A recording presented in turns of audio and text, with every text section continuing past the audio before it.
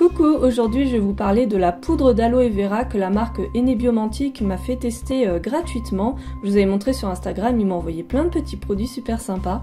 Et la poudre d'aloe vera c'est vachement intéressant, on peut en faire pas mal de choses.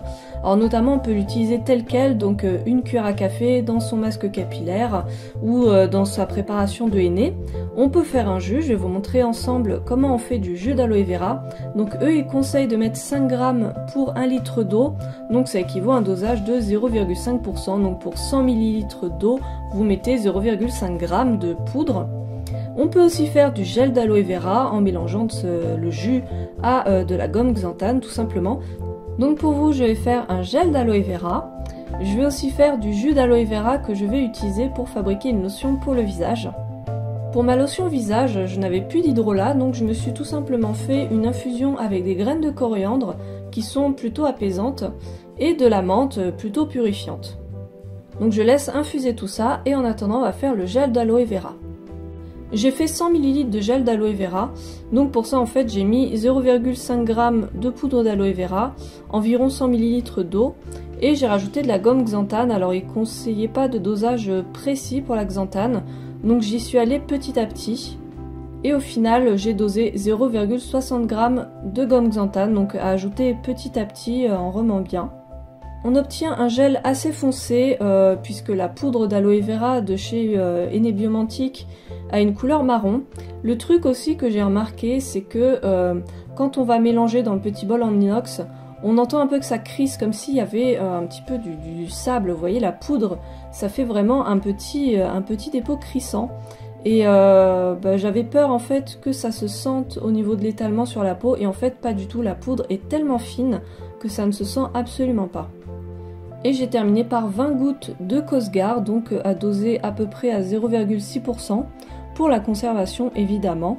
Et je vais conserver mon gel d'aloe vera au frigo. Ensuite on passe à ma petite lotion visage et donc on va réaliser le jus d'aloe vera. J'en ai fait pour 100 ml et donc fallait doser 0,5 g de poudre d'aloe vera et ça équivalait très bien à la petite pelle de 2 ml que Aromazone vend.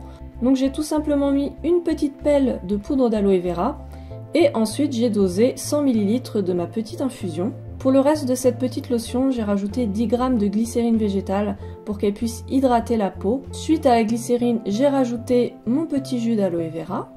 Et pour finir, pour la conservation, j'ai rajouté 19 gouttes de Cosgar. Pour la lotion, c'est comme pour le gel d'aloe vera, on ne sent pas du tout la poudre qu'il y a dedans. C'est vrai que la poudre a tendance à descendre dans le fond du flacon, mais franchement quand on l'applique sur la peau, même si on voit un petit peu quelques petits grains sur le coton démaquillant, franchement ça ne se sent absolument pas, c'est très doux, un peu comme si vous avez mis de l'argile en fait, c'est très fin.